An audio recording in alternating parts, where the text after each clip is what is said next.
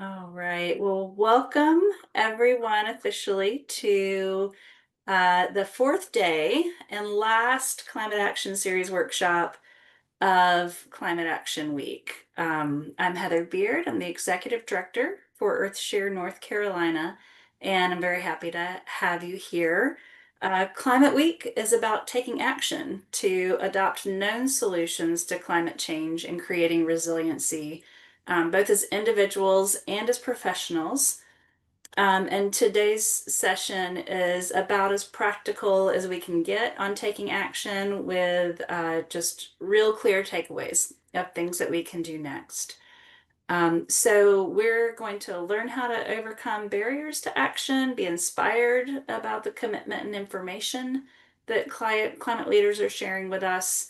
And through all of this, we're creating a bigger network of people who are taking action on climate. So I will share at the end of the call some of the activities that are taking place, two more activities that are taking place as part of NC Climate Week. But for now, I would like to hand it over to Meech with North Carolina League of Conservation Voters. Thank you, Meech. Fantastic. Hey y'all, I'm super excited to be here for Climate Week and thank you, Heather, for the introduction. My name is Meech. I'm going to be moderating this panel today, and we have some really great folks lined up to speak, as well as a very cool demo of an electric induction cooktop at the end by Miss Emily Hurd. But just to give some context for this session, it is the year of 2025, and there's no question that energy bills are rising. But a really key method for reducing carbon emissions and reducing our environmental impact is on high impact actions like purchasing an EV, installing solar, or doing large upgrades to appliances for energy efficiency. So we've got some experts here in the room to talk us through what electrification looks like and how we can still be mindful of rising bills while also contributing to the climate. So I've got three panelists here today. I know one of them actually just hopped on. So Jillian, if you wouldn't mind elevating Bob Soule to be a panelist, but I will pass it over first to Francisco Martinez. Francisco, would you mind telling us a little bit about your professional background and your electrification journey? Thank you, Meech, and thank you all for having me. Can you all hear me well? Well, okay, perfect. So as Meech said, my name is Francisco Martinez, and my electrification journey, or as like I like to refer to it as my energy journey, has been um, a broad one a little bit. I'm originally from Puerto Rico, and I moved to the mainland U.S. As a result of Hurricane Maria and the energy crisis that happened in Puerto Rico, which made me also switch kind of my career path. My original background was in biology and biological sciences. I worked at a biochemistry lab for a long time. And during my lab work, I worked a little bit on solar work, particularly on educating high school students and college students about the science of solar energy. But after all of those changes that happened in my personal life, I decided to take a change into environmental and energy policy specifically. And I got my master's in environmental policy from the University of Indiana. And a year ago, moved here to North Carolina, where I started to work with the State Energy Office on the Energy Saver North Carolina program, which is a program aimed at expanding access to electrification updates and technologies to income eligible homeowners and renters. Um, this is really important, and I know we'll have a conversation about the cost of these electrification resources and but also the effect that these can have on homes, but also on the electric grid. I recently was back in Puerto Rico for an kind of full circle electricity journey, and I saw how these programs are helping um, deal with blackouts over there. So like these programs can help make programs cheaper, and like this electrification journey can help homeowners, but it can also help entire communities. So I'm excited to have this conversation. So thank you. Fantastic. And we're so happy to have you, Francisco. Super looking forward to talking more about home energy rebates. Next, I'll go ahead and pass it over to Dawn Moreland. Dawn, if you wouldn't mind giving us an introduction, just a little bit about you and your electrification journey.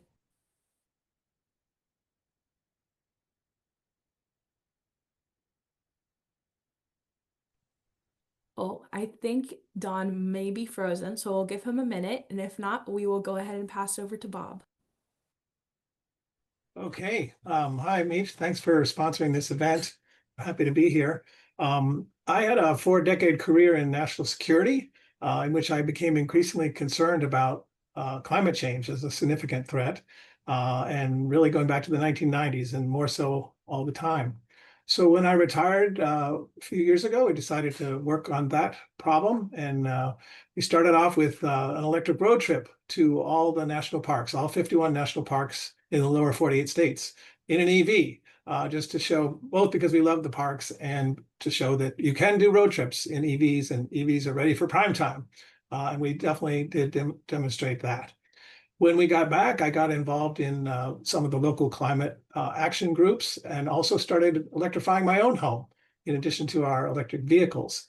As part of that process, I discovered Rewiring America, and started doing talks around the area. And they, in the fall of 2023, offered an electric coach course, which I took, and Meech has been through that course also, and really gave a lot more information about how to electrify your home effectively and how to be a coach to help others do that. So out of that experience, as well as my own experience with electrifying our own home, with heat pumps, heat pump water heaters, solar panels, batteries, all the whole full suite of electrification items. We formed Go Electric DMV, which is a team here in the local Washington, D.C. area of volunteer coaches who help other people do what we have done, which is to enjoy the benefits of an electrified home. The concept of electrification is very simple and elegant. Just replace all our older fossil fuel machines with electric ones and then power them with clean, renewable energy. But sometimes in each home, there can be challenges in figuring out how to do that. And so that's why coaches are helpful and why Rewiring America started that wonderful coaching program, which I've been happy to be helping them with ever since. So that's kind of a short version of my background, and I'll turn it back over to you now, Meech. Thank you. Fantastic. So happy to have you here, Bob. I really enjoyed you as my coach during the Rewiring America program. And your EV story was really inspiring to me. I actually did buy an EV, so if you have EV questions, definitely ask me. It looks like Dawn is back online. So Dawn, I'll go ahead and pass it over to you. Tell us a little bit about your background and your electrification journey. Yeah, sorry about that. My internet went out. They did say they're working on improving the service around here, but I didn't know they were going to do it right now. Um, so yeah, I was getting into bright spaces. We do try to help eliminate barriers to going clean energy through a couple different platforms we have. One is called Solar Crowdsource, where we help facilitate group purchasing campaigns for solar energy and battery storage. And then a new one that has come online in the last year or so is called Let's Go Electric, where we're able to facilitate electrify campaigns. And are proud to work with the city of Asheville and Buncombe County to start the very first electrification campaign in the state of North Carolina, and we are actively working with some other communities to do electrification programs there. So my personal electrification journey is not a traditional one. If you were an engineer, you would want to get an energy audit, do all the insulation and sealing and weatherization stuff first, and then go solar, and then retrofit some of your appliances. However, we started here with solar on the roof.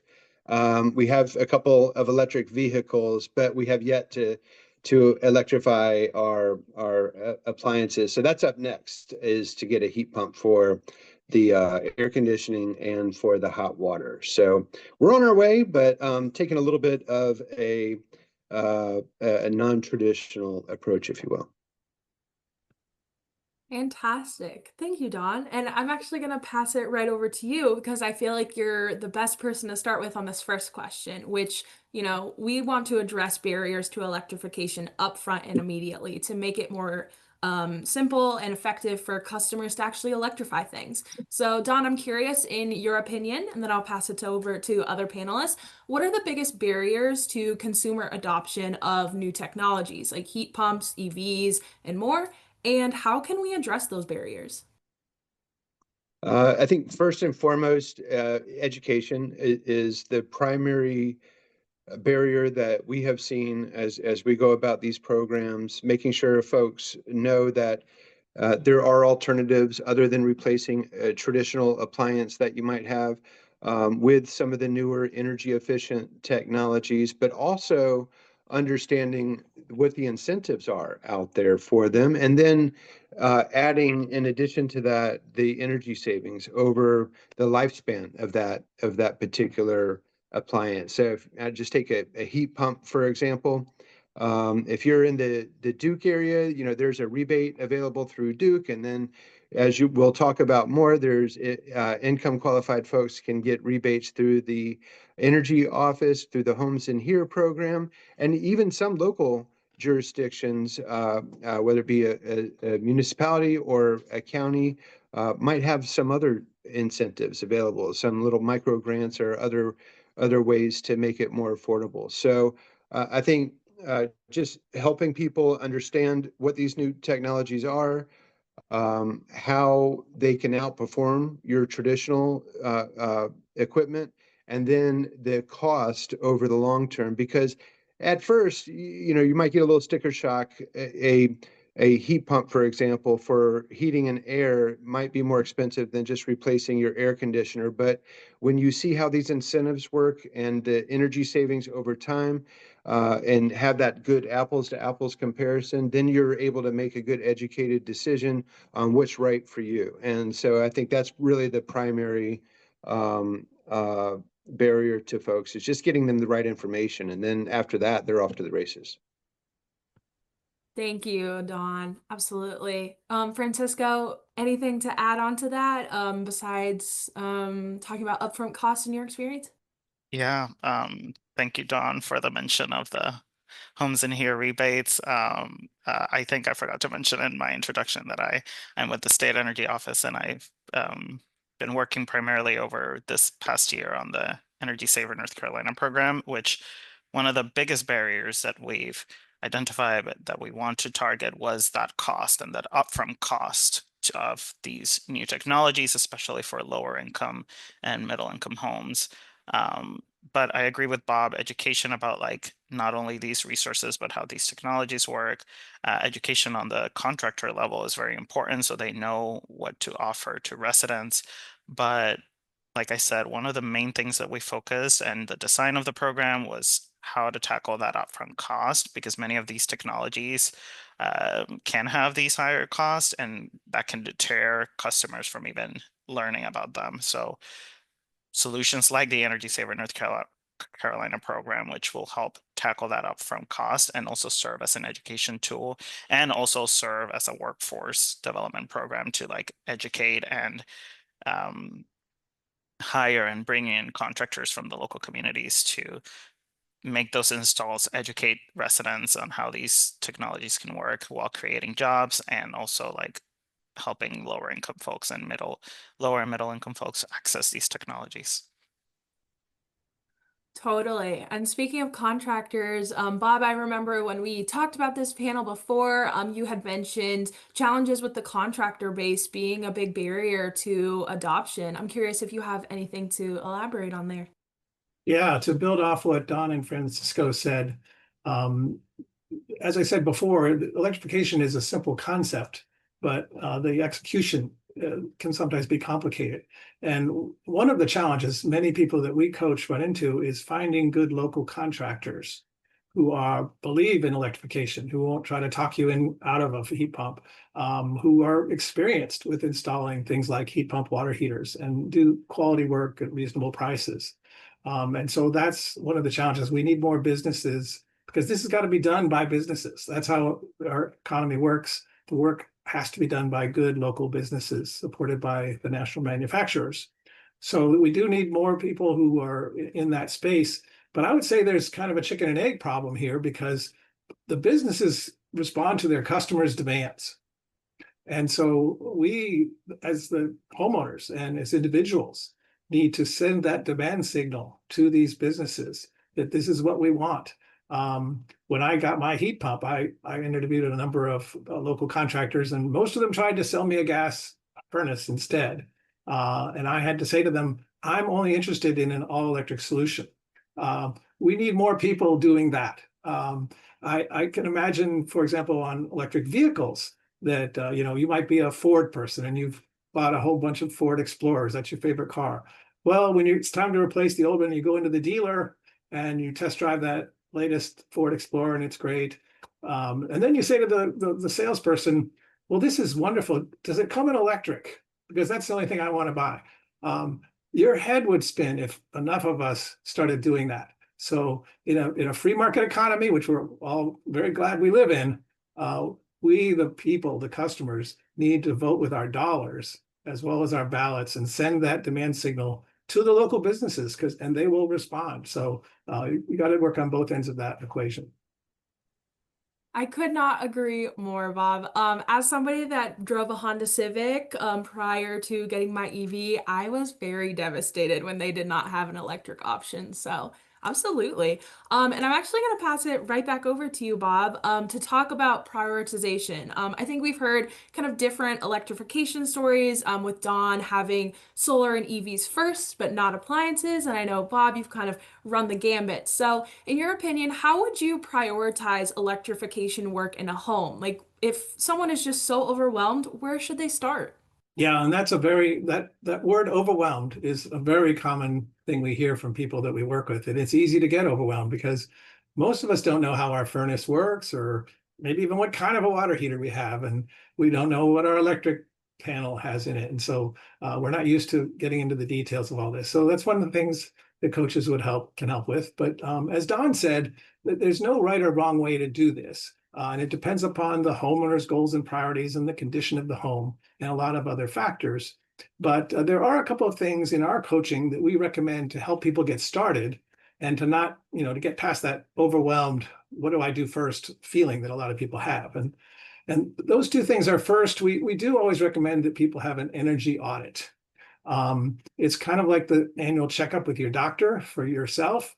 A good energy auditor will find ways to improve the energy efficiency of your home, especially the loss of heat through the attic and places like that, and cost-effective improvements that can be made in those, as well as perhaps health and safety issues that have been lurking in your house, incomplete combustion in your appliances, or even gas leaks. We've had people find those.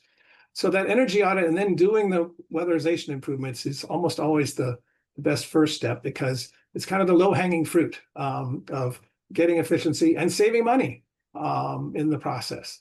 So that's a good first step. After that, we basically recommend that people develop a plan. And that, again, helps address that I'm feeling overwhelmed feeling. And each plan is going to vary depending upon the individual and their home. But it's good to kind of have that laid out, and it's not going to be done in 1 year. It's done over a number of years as things need to be replaced. So if you have a 15-year-old hot water heater, think about maybe that might be your first step in starting to electrify your home, and do some research on that piece, and then be prepared for the other things you might do later. And in particular, as part of that plan, have an electric service plan that will support all these equipments, because some of the new electric equipments may require a new circuit to be run by an electrician to support it. And it's good to have that plan in place so that you're not, when things do die, and of course, everything in our homes needs to be replaced eventually. When those things do die, we want to be prepared for that and not be in an emergency replacement scenario, because two things are going to happen if you get caught in that scenario. First, you're probably going to get another gas system, because that will be the first thing off the truck, and you won't know anything else better. And secondly, you probably won't get the best deal, as opposed to if you've done some research on the brands that you prefer, on local installers, perhaps get some competitive bids, then you'll be prepared for doing it the best way and the most affordably.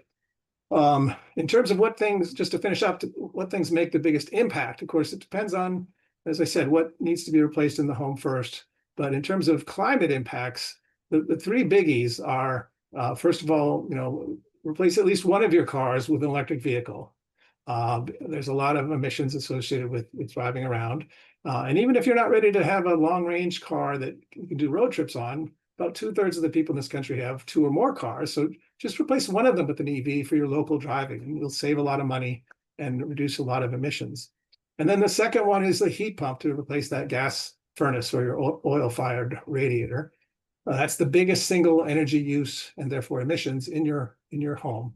And then the third is to get those solar panels and power it all with clean energy and have electricity that will be more affordable to power those equipments, and also electricity price that won't go up over time. Because one of the things we're seeing as a barrier to electrification is the rising cost of electricity. Well, rooftop solar or community solar is one of the best ways to not only have a lower rate, but to have that be controlled and not be rising in the future. So those are some of the things we recommend that people get started with. Bob, thank you for the comprehensive answer. Like that, as somebody that was very anxious about starting to electrify, especially as a renter, that answer, if I had heard it before, would have been so helpful. Dawn, anything to add there? And then Francisco? We'll add a little bit just to elaborate on what Bob was saying and the actual impact it can have. We commissioned a study with a company called GreenLink Analytics a few years ago, and we wanted to look at, okay, if folks replace their car with an electric vehicle, they got solar, and then they got a heat pump for their heating and air and a heat pump for their hot water. What impact would that have on both their energy usage and their carbon emissions? And the result was astounding. And it actually turned out that the sum is more than the parts. I know I just butchered that phrase, but if you think about it, when there's a multiplier effect, because if you have solar panels, like Bob mentioned, and you can charge your electric vehicle with the solar, then you're going to save $5,000, which is the average amount folks are spending on gas annually for their vehicle.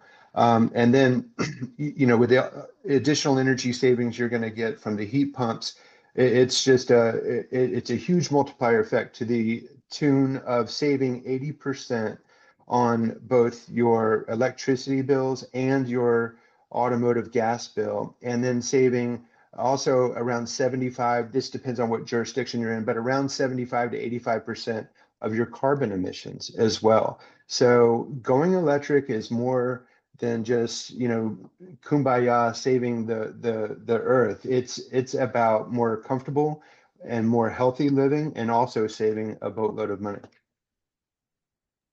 Absolutely. It's Francisco?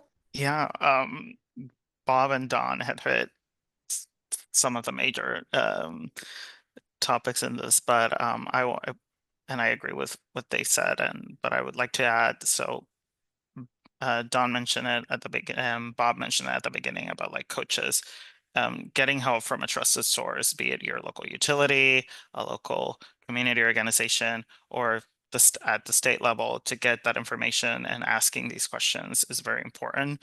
And on the energy audit side of it, that's something we thought about too when designing the Energy Saver North Carolina program. The importance of like knowing, understanding what your home needs are, but also energy audits are not cheap. They can be very expensive. So like for our program, as particularly the homes program, the energy audit is free to homeowners. And we recommend, if a resident does not know what they want or does not know where to start with, like Bob said, starting with an energy audit is key, because that way you can identify the low-hanging fruit, maybe like weatherization, installation, and air, or if the home needs an electric panel, to then keep moving on to the other electrification measures. And like Don said, like the energy audit will help homeowners identify what can they get and make the most out of the money, but also what some of all of the parts can get them to that next step and work together to improve their savings in the long term.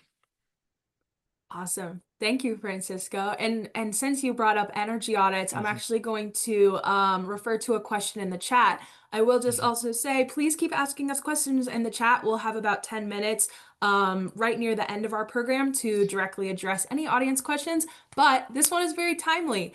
Catherine asks us, after an initial energy audit, how often is an energy audit recommended for a home? I will open it up to any panelist that has a good response. Well, let's see. A good energy auditor will do a second check after they make the energy efficiency improvements, weatherization improvements. So typically the high payoff items in most homes is to do what's called air sealing. That is, seal the penetrations going from the top conditioned floor into your attic. Things like recessed lights that have lots of holes in them, or plumbing and electrical penetrations. To seal those up and then add more insulation in the attic. Most homes don't have enough insulation in the attic. And so those two things and some other smaller things are going to make a big difference. And a good energy auditor will then do an after test of, after those improvements are made, how much tighter is the house? And in many cases, that's required to be reported to the utility in order to get the rebate credits to show that improvements were actually made. So you can actually measure the improvements. If you've had a good energy audit and done the recommended improvements, because the report is good, but it doesn't do any good if you don't do the improvements. So you have to do the improvements. Then I'd say you're good to go. But the only other thing I would add is that there are typically a lot of little things that we can do it yourself as homeowners. And a lot of times the audit will identify those things. So for example, in my case, even though I had some nice new windows, they weren't properly caulked around the seams. So I went through with 3 tubes of caulk and tightened all that up. Same thing with the outside, the electrical boxes on the outside walls, where you can caulk those and put in these gaskets underneath the plates. And also windows and doors that may have drafts. So you can do a lot of those things yourself to build on what the energy auditor did, at the professional level. Most people probably don't want to get up in their attics to do that kind of work. That's hard work, but there's a lot of do-it-yourself things you can do to just keep making your house a little tighter every year. And when you see things, fix the little things, and it starts to add up. All those little things start to add up. But after that, I'm not sure there needs to be another energy audit anytime soon if you've done all those things. Perfect. Thanks, Bob. We're going to change gears just a little bit because here at NCLCV, where I work, we believe that the clean energy transition has to be equitable and just. Everyone should have access to electrification, clean, reliable, renewable energy. So, Francisco, I'm actually going to start with you and wonder how can we avoid replicating historic inequities in clean energy transition, specifically in communities of color, low-income neighborhoods, and neighborhoods that just don't have access to this kind of electrification work?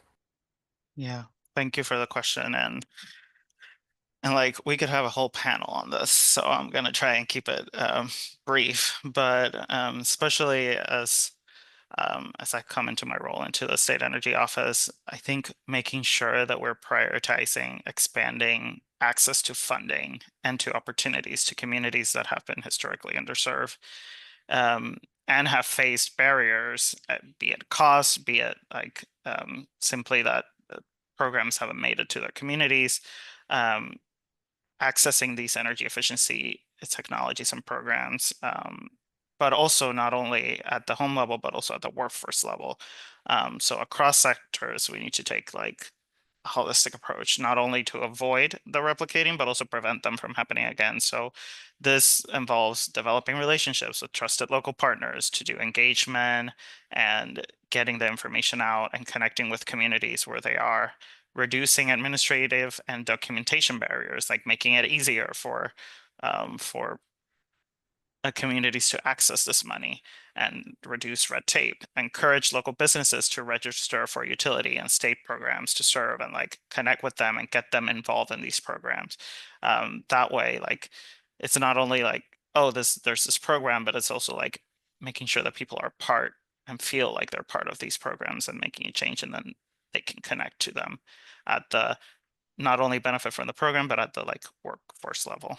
But I'll leave it at that for now. And Thank you. Dawn, anything to add? You are muted. I would just kind of echo a couple things that were said there. If you're doing any programming in your community, it's important to build the equity part in on that programming from the beginning, from the design phase.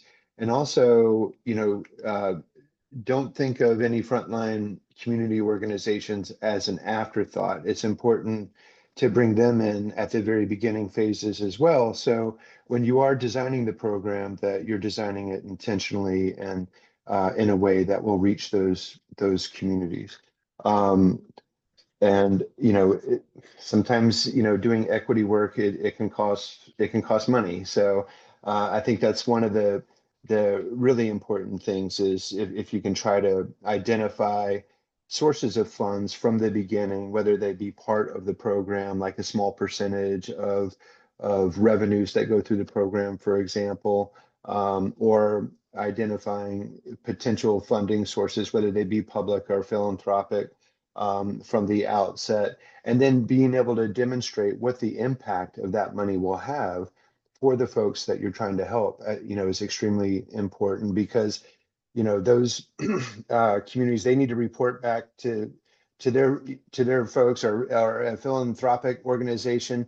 They want to be able to go back and tell their donors, okay, well, we did put this money into this program, and here's the impact that it had in the community. So I would just, those are things that we have run into over the years that just wanted to kind of flag. Thank you. Thank you. Bob, anything to add here? Well, yeah, Francisco really hit a couple of the key points on bringing down the upfront costs and making things accessible. Those are really important. I would just add a couple of points. First of all, we talk about climate impacts, but we shouldn't forget that it's just as important to reduce good old-fashioned air pollution and water pollution and soil pollution. And these extracting and burning fossil fuels doesn't just create a problem with climate change, but also with air pollution. And most air pollution and other pollution is inflicted on low-income communities. That's usually where it happens. So if we can cut down on the pollution, we're going to be helping those communities. And we shouldn't lose sight of that on top of the global problem. The other thing I would add is that, as I mentioned before, we're going to need a lot of businesses to do this work. So HVAC contractors, electricians, weatherizing people. It kills me that we have people who can't find jobs when we have so much constructive work to be done. So job training programs, community colleges, union apprenticeship programs. We need a lot more electricians, and electricians can make six-figure incomes. So if we can get people from the lower income communities to have access to these jobs, that's kind of a win-win situation where you get the work done and we'll get some good paying jobs into the community as well. Absolutely. Thank you, Bob. That was, and all panelists, that was a great, very well-rounded set of responses. Now to answer the question that I know is on everyone's mind and has been asked at least once in the chat, it's time to talk about the federal government. So, I'm gonna pass it to Dawn to start first if you would like. But Dawn, with the rollback of federal incentives, be it tax credits, grant rescissions, and other, impacts to electrification progress, how can people still save money on electrifying their homes, transportation resources, and businesses?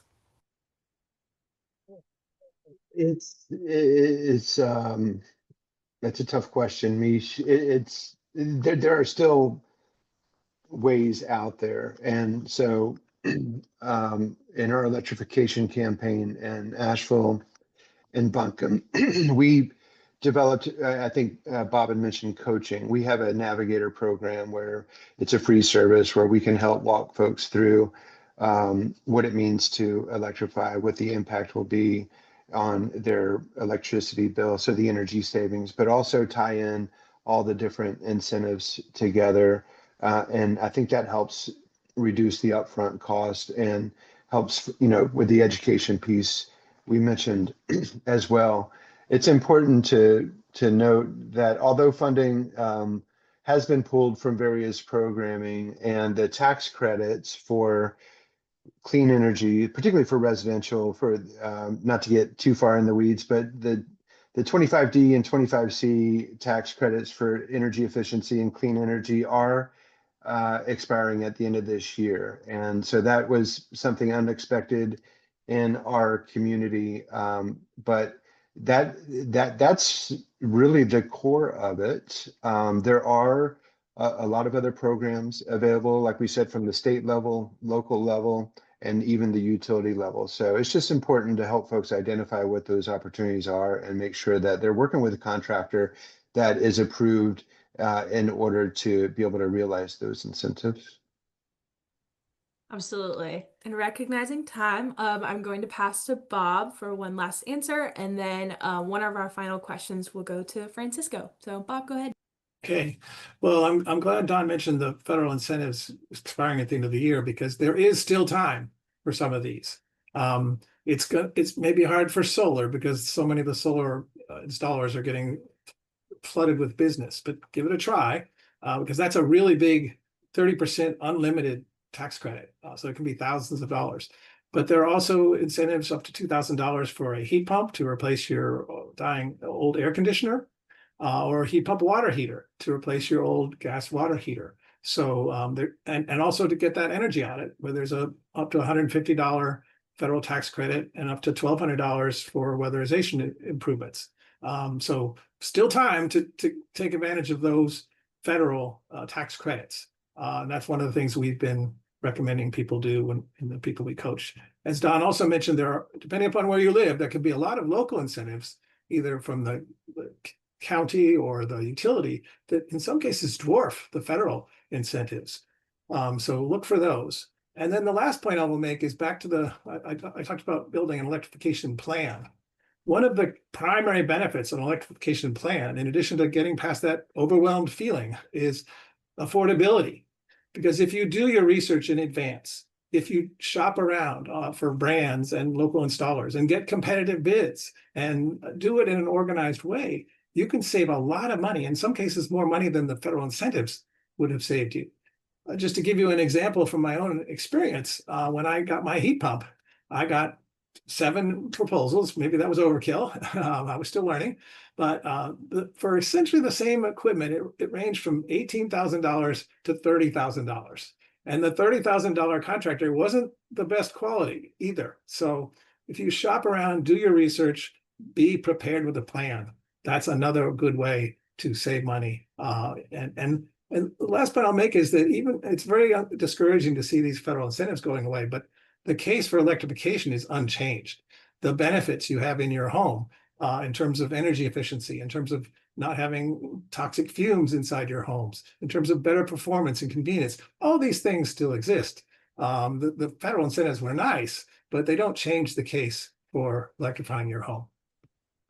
Absolutely. And just for a quick personal anecdote on that one, I was really scared to buy an electric vehicle because it was, I think about $10,000 more than a gas car. But I can tell you that I pay $9.50 a week to charge my car, and I commute to work almost every day. So that is more than half of my fuel bill reduced every single week. And I am definitely feeling those. So yeah, happy to talk about that more. But Francisco, I'm actually going to pose our last question to you. What are the best behaviors to change for individuals, families, and others to lower their power consumption? So there's a whole list of like behavioral things that people can do. And there's some studies that say that like behavioral changes alone can cut household energy use by like 10 to 25%, like turning off lights when you're not in a room and all of that. And like at the state energy office, we have some of those. And I know a lot of organizations have some of those advices for people in terms of behavior.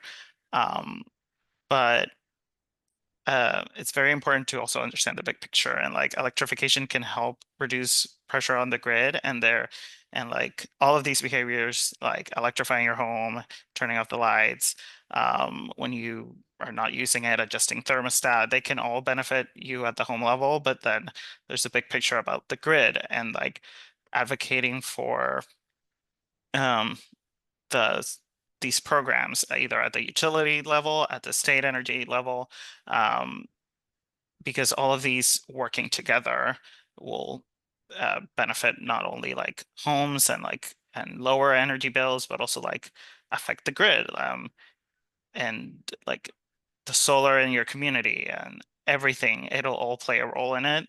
So yes, there are behaviors like turning off the lights and adjusting the thermostat that can help you reduce but not missing the big picture and like how all of this affects your community, your grid. Like again, I mentioned at the top of the call, like when I went to Puerto Rico this last summer for an energy tour, I was very surprised to hear how some of the electrification programs and how the island government is working with homes that have electrified their homes and have solar panels and have heat and like have all of the other components to electrify their homes, how they're helping take pressure off the grid in moments of blackout. So it's, yeah, we can take behaviors at the home, but the community level, not losing sight of like the big picture and how we can all work together and how we can advocate for each other, for the federal government to keep some programs open or reopen some programs that have been paused, but also like keep this funds coming to communities so people can then make their homes more reliable and resilient. Absolutely. Thank you. So with that, we have just a few moments for some audience Q&A, and we've got some very active folks in the chat. So I see the first question we'll talk about is timing of energy audits. So Catherine asks if there is a better or preferred time of year to have an energy audit conducted, like summer or winter. She's particularly curious about the Triangle area, but I'm curious if any of our panelists can respond statewide as well. Don, Bob, any thoughts there? I might turn this over to Bob. I don't know that there's really a preferred time. I know and it also kind of depends on the type of energy audit, whether there's going to be a blower door test or if it's more of a cursory situation. Because if you think about it, you want to be able to see how well your home is sealed, and you can measure the insulation in your attic and kind of back your way into that figure. But it might be hard to do that in the summertime when you're not using your heat. It's hard to see, to judge how that heat is dissipating through a under insulated attic. And also, with a thermal camera, going around and trying to find out where some of the leaks are, there might be a better time to do that in the summertime than the wintertime. But that's just some kind of anecdotal kind of references and what I know about energy audits. Maybe Bob would have a better answer on that. Yeah, well, you hit a couple of good points, Don. I'll just elaborate a little bit. Anytime is a good time to get an energy audit. So there's no wrong time. I would say the best time, though, is now for a couple of reasons. First of all, there's that tax credit still available. But the other thing is that Don mentioned when they do the blower door test, it's a very powerful door. They'll suck air out of your house to see where it's coming in. And in order to see where it's coming in, they use these infrared detector devices. So they can see you can literally see the places where the air is leaking in as the blower door test is blowing it out. And to see that best, it's good to have a good temperature differential between the outside and the inside. So if it's 70 degrees outside, it's not as easy to see that. So the winter's a really good time because then it's cold outside, warmer inside, and you've got a good differential between the inside and the outside. It's also a good time to do the work in the attic because, boy, I got a lot of respect for weatherizing workers who get up in attics in the summer. That's hard work. And so doing it when it's cool outside, doing the work in the attic especially is a good time too. But anytime's a good time, but those are kind of particularly good times. And I'll just add that you might be able to get a better deal if you get your insulation done when it's not too hot outside. I think, a lot of the contractors will gladly maybe take a little bit off the price of that if they don't have to be up there in the 115, 120 degree temperatures.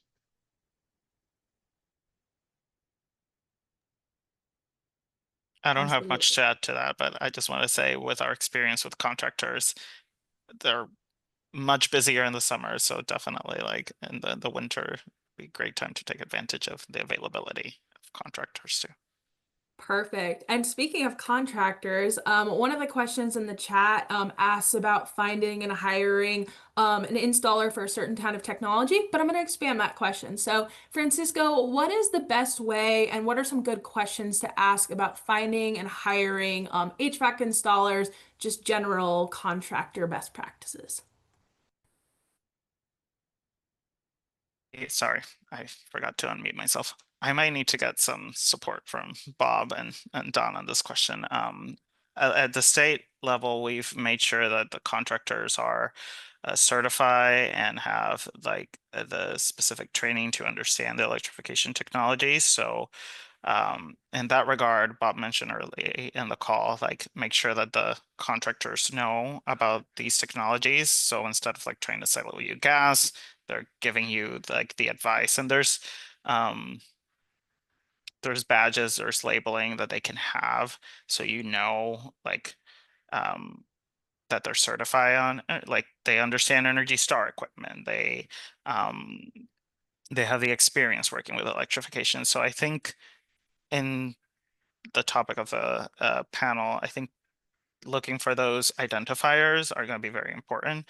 But on the questions, I might pass over to Bob or Don to elaborate a little bit more on that. Well, I agree with what Francisco said. Start with ones that have good certifications, often from the manufacturer, the parent manufacturer. So Carrier, Mitsubishi, whoever makes the heat pumps. And then, of course, like anything else, you want to look for local rating sites that you trust. They're just good businesses that have good customer, quality and representation.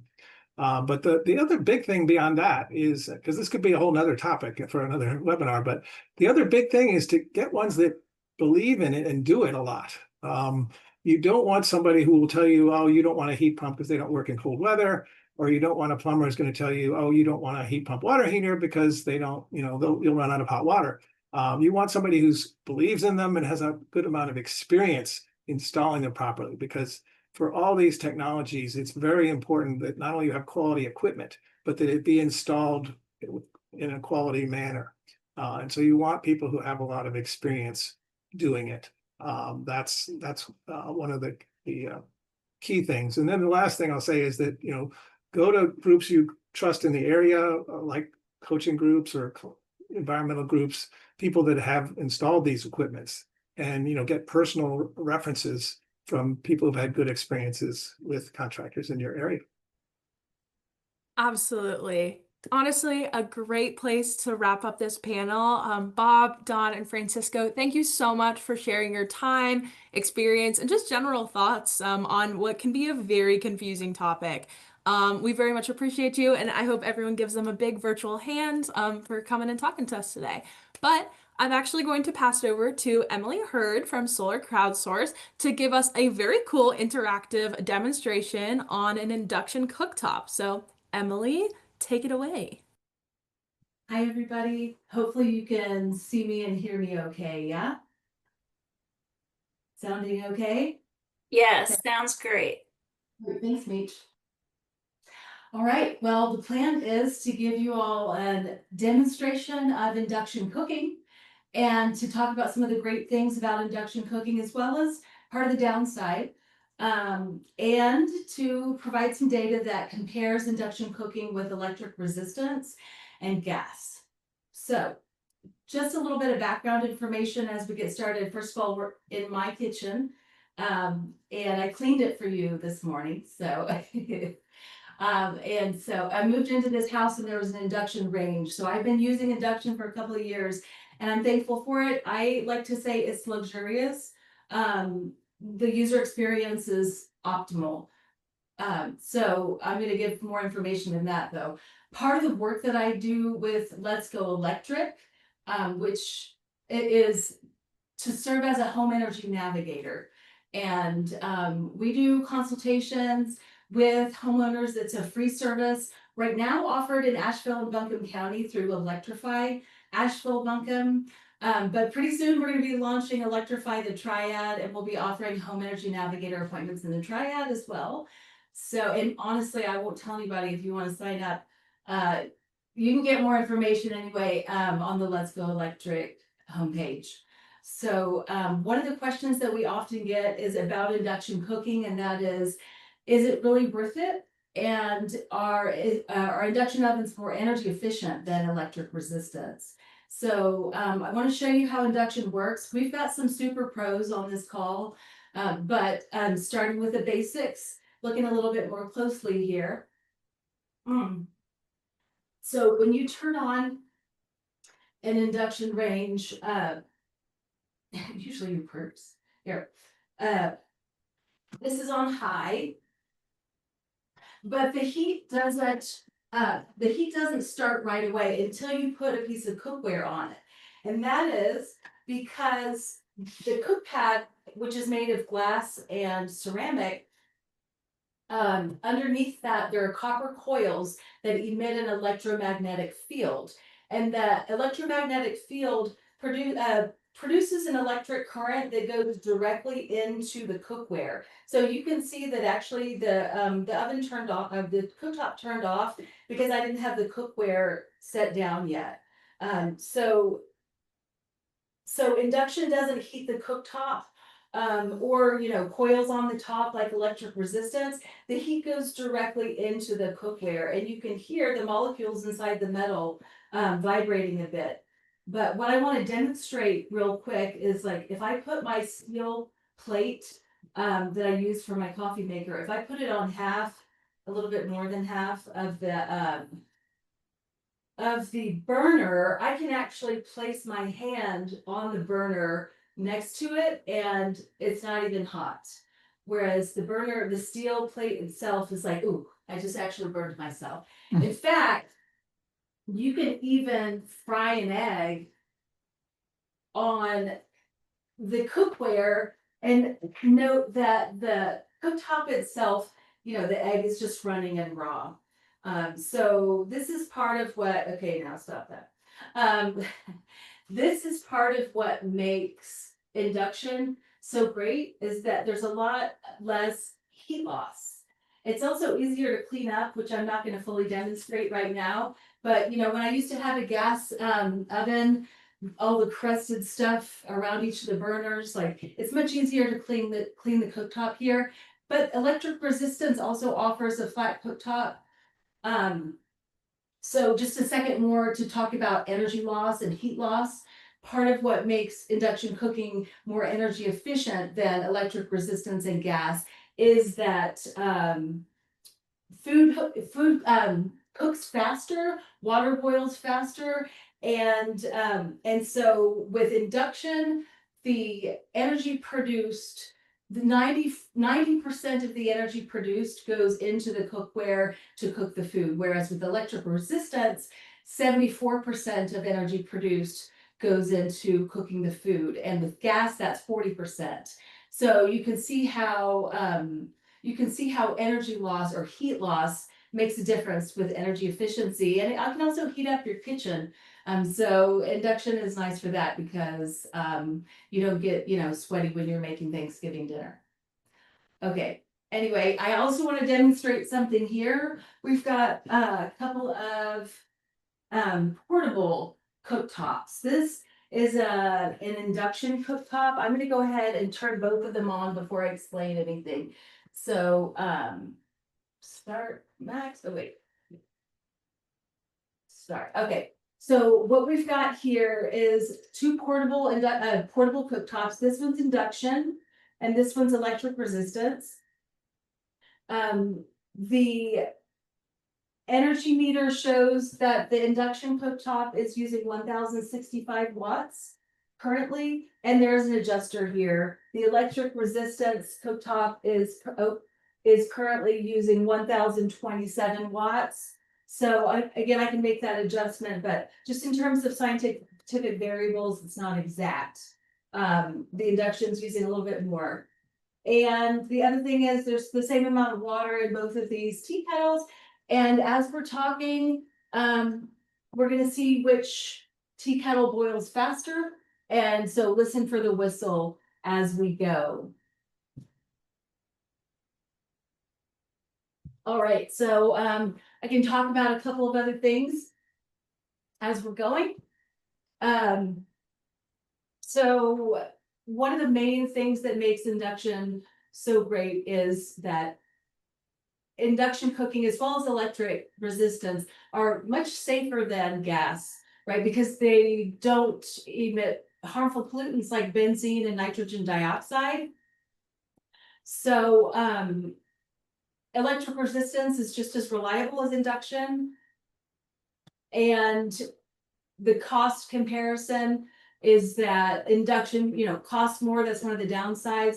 An average induction stove is around $1,300, and an average electric resistance stove is around $700. So there's quite a difference in price. However, both of those electric technologies qualify for the state level rebate that Francisco was talking about through Energy Saver NC, and you can get more information about that at energysavernc.org.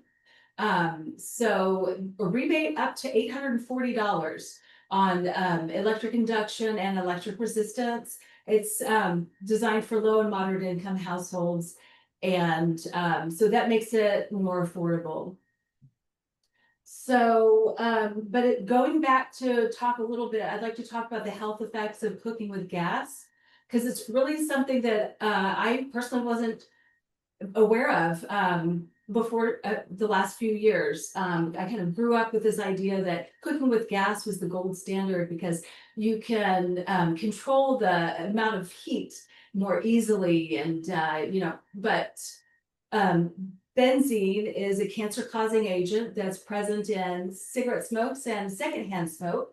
And several studies have shown from 1992 to the present have shown that the level of benzene present in a home that's using a gas oven at 350 degrees Fahrenheit are higher than the level of benzene in secondhand smoke. So there are three studies I have in mind.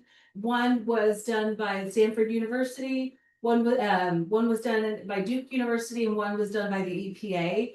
And 1992, 2013, and 2023 are the ones that stand out if you're looking at the research. But the other indicator is of harmful pollutants with gas cooking is that nitrogen dioxide has been shown to increase the likelihood of childhood asthma by 20% in homes that use gas for cooking. So there are a lot of reasons there to switch from gas to electric.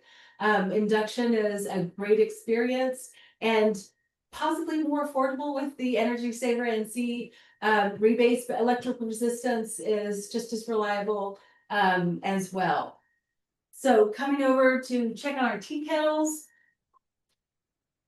Neither of them are boiling yet, but spoiler alert, the induction wins every time. So I think we can wrap up there. There are a lot of great reasons to switch from gas to electric, and induction is a great experience. So thank you so much. Awesome. Thank you, Emily. Really appreciate your demonstration. And just to wrap us up, I'm going to pass this over to Heather.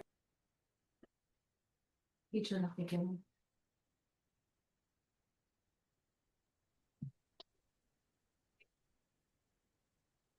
Thank you so much. That was just such incredibly useful information. I myself am, looking at electrification of the next front, being the next frontier, and feel like I am armed with really good information as I look into that area that has felt somewhat intimidating and feels much clearer now. So thank you to all of the presenters on the call today, Meech, for organizing this so clearly.